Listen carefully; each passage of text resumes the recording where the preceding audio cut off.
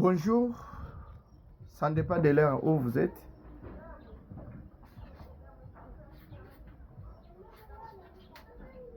Nous continuons avec notre message sur la jeunesse. Jeune Kyoti, jeune Ozanani.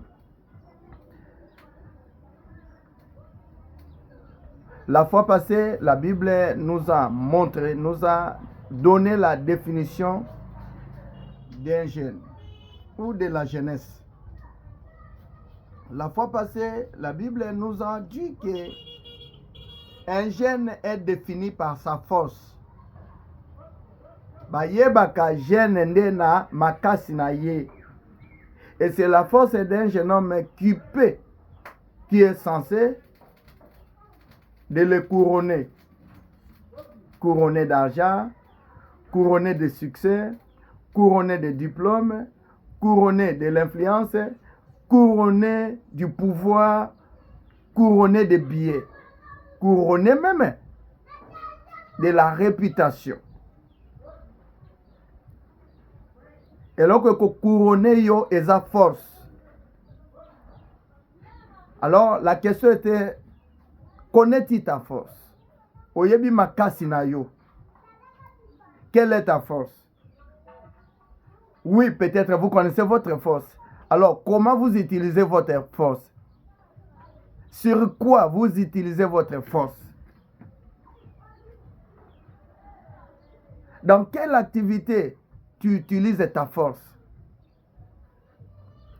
Sur quel métier tu utilises ta force? Lelo na Kinshasa, ba jeune force nyonso batindi yango na Kiwario, batindi yango na Kigoloa, batindi yango na Spiritas, batindi yango na Kisone. Et na lobaki yango Fali, Ferre, Héritier, Kofi même, Wera, JB et les autres, baza référence ya jeunesse te. Baza modèle ya jeunesse te. Et namoni lelo bangonde bakomi ko entraîner toute une foule ya jeunesse. Ba bêtiser, mutu azo yemba azo bina azo za loboko na azo tia likolo ya nzoto na azo lombola, bakoki kozwa ba ebele ya ba jeune boité. Il faut qu'il y ait des voix qui vont s'élever. Il faut qu'il y ait des voix pour na ko sauver jeunesse oyo. Jeune oza nani? Définition yangoyo. Jeune aza un homme fort. Est-ce que yebi makasi na yo? Est-ce que yebi mission na yo na famille na bino?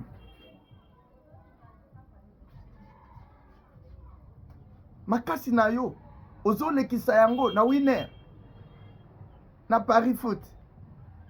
Omoni siko ke kalasi nini kelasi ezalaki important. Lelo bino so bokomi ba mathématicien ya ko calculer ba match. Tango batindaki yo tango zalaki fort, tanga classe mbele lelo oza secrétaire, oza comptable, oza informaticien. L'entreprise moko mbele ozozela mbongo ya garantie assurance na fin du mois. Metalo bokomi kozela na winner. Ekosimba to ekosimba te. Pourquoi bokomi lelo ko vivre na ekosimba to ekosimba te? Parce que la jeunesse congolaise orientaki mabe force na yo. Orientaki force na yo mabe. Orientaki force na yo mabe. Lelo bino so bokomi ba mathématicien, mutu nyonso akomi na pa, jeune nyonso akomi na papier ya calcul, ya ba match. 21 koti na zembelaki boye mawa saleli bolenge mabe. Bongo lelo soki babengani winner na mboko, lelo soki bakangi winner na mboko, avenir ino ekozala nini? Jeune kieti oza nani? Jeune oza nani? Lelo soki Fali carrière esili, Ferre carrière esili, yo muto bandaki kolekisaka tana ye. Aujourd'hui, nous allons parler d'un jeune homme, Oya Sovamboka Mobimba, un jeune homme. Dans le livre d'un Samuel, chapitre 17, le verset 26, la Bible dit ceci. David dit aux hommes qui se trouvaient près de lui, que fera-t-on à celui qui tuera ces Philistins et qui ôtera l'opprobre du dessus d'Israël. Que fera-t-on à celui qui tuera ces Philistins et qui ôtera l'opprobre du dessus d'Israël? C'est David qui pose cette question aux soldats, aux officiers qui ont fait les grandes écoles des officiers, qui ont fait des grandes écoles d'armée et qui avaient peur de Goliath. Mais un jeune homme, il n'était même pas un jeune, il était un mineur. David azalaki mineur. Lokola yo, oza mineur. Na famille na bino, na Congo, oza jeune. Mais quelle différence y en a David et Zakakake? David azalaki na faculté. David azalaki na faculté ya constance. Yo oko quand même ozoye bata ko sala constat ya famille na binote. Tango yo zomona famille na bino mona te ke famille wana eza na son. Tango yo zomona papa na yo na mama na yo, ozomona te ke papa na mama na baza na son. Tango yo zomona mboka Congo, ozomona te ke mboka Congo eza na son. La RDC aujourd'hui, toza pays ya soni. Mais wapi jeunesse yo kolongola RDC son. Wapi. David abundaki pona koma mokonzi te.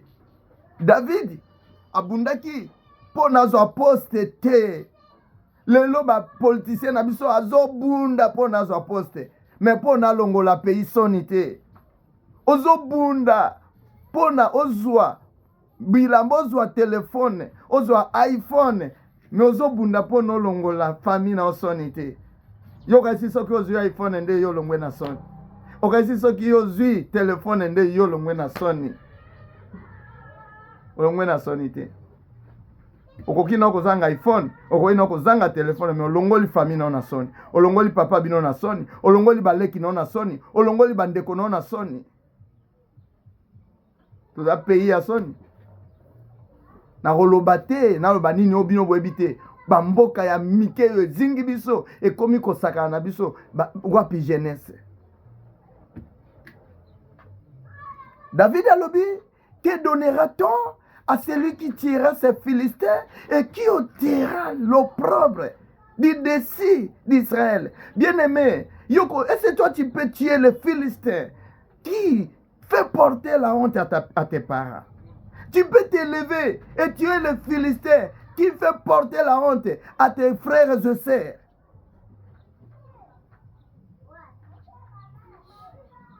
Où sont les jeunes? Où sont les jeunes qui vendaient du pétrole, qui vendaient de l'eau, uniquement nécessairement pour faire scolariser ses petits frères et sœurs, pour nourrir ses parents? Je chute par ici. L'objectif, la mission d'un jeune homme, d'une jeune fille, dans sa famille, mission na yo ya liboso na famille na bino, ezande olongola famille na yo na soni, mission na yo ya liboso angwana. Qu'est-ce qui te motive dans ce combat-là? Qu'est-ce qui te motive dans cette relation, la relation que tu as aujourd'hui, l'homme que tu côtoies aujourd'hui? Qu'est-ce qui te motive? C'est par quelle intention yo za na relation na? Est-ce que ça pour na kolongo la famille na son?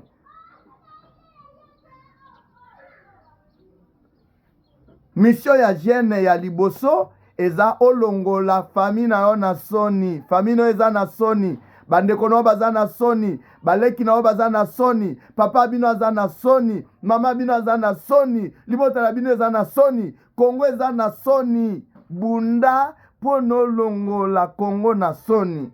Mais ya kokamwa eza nde yo okomi kutu nde komema soni na famille na bino. David azalaki kaka mineur. Lokola pe yoza mineur. Mais yoza mineur, différence ya jeunesse na yo, ya mineur na yo na ya David. David azotala ba parane yo ke la ba parane mao. Mais yo ozanga tamao.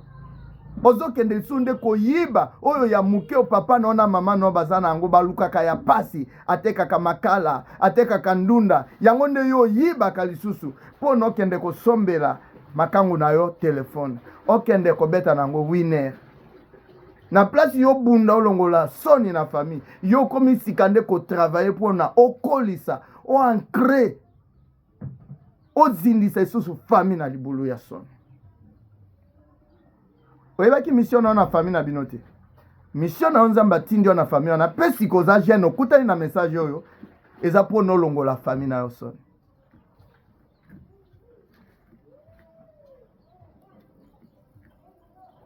C'est ça. Eloko tinda ki David abunda ezaki alongola famille na soni. Yozo bunda po nani? Le lokutu yo kominde mwana ya soni na famille, influenceur. Influenceur ne musalani. Star, atiki mutakala publier mutakala pe bakomi kobenga ye star. Même vous là, vous qui parlez français, une star c'est quoi? Une star c'est qui? D'ailleurs la star c'est une étoile. Alors quel est le rôle d'une étoile? N'est-ce pas? Briller et éclairer. Être connu ne signifie pas devenir star. Tu peux être connu dans la bêtise. Il y a des gens qui sont connus dans la bêtise. Comment vous appelez celui qui est connu dans ces bêtises une star? Jeune qui es-tu? Quelle est ta mission dans ta famille? Alors aujourd'hui, moi je te dis que ta mission dans ta famille, en tant que jeune, c'est doter l'humiliation, l'opprobre, la honte du décès de ta famille. Bunda yaya. Sois conscient olongo la famille na bino na son. Olongo la papa bino na son. Olongo la mama bino na son. Olongo la bandeko na son. Olongo la baleki na son. Ozozo a conscience ete. Pendant que libote za na son. Pendant que famille za na son. Objectif ni yozo bunde la kuluna. Pour nous la famille na son ou bien pour nous bâtir la famille son. Que Dieu bénisse la jeunesse africaine et que Dieu bénisse la jeunesse congolaise. C'était votre humble serviteur Motumbi Mbeka, Église Bon Frère de Jésus-Christ. Pour le moment, je suis à Lufu. Kinshasa, c'est pour bientôt.